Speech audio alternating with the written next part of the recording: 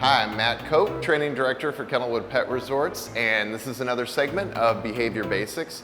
Today we're going to cover a topic that is very important that I teach all of my clients, and that is emotional control. And when I speak of emotional control, I'm talking about human emotional control. We have to remember when dealing with our dogs that they are only doing what their brains tell them to do, so there really isn't any room in communication or our training process for anger.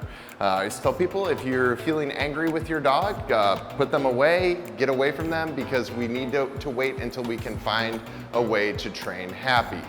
So anytime that our dog is not clear on what it is that we want, we need to take a step back and figure out a way that we can present it to them that makes sense. And taking steps backwards in training is a very important thing to do. Dogs, just like people, have good days, they have bad days, and they might understand something one day in one situation and it's very easy. For example, a sit in the kitchen before they eat their dinner, but you go to tell them to sit whenever they are out at the park hanging out with you, and they may not do it. That's not because they're being stubborn or anything like that.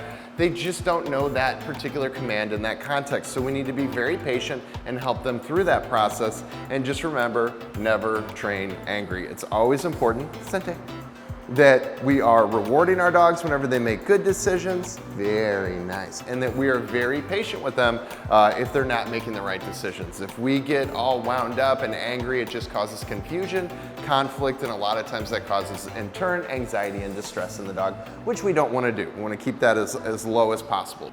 So in conclusion, remember, dogs are only doing what their brains are telling them to do. They're not doing anything to purposely make us angry or upset.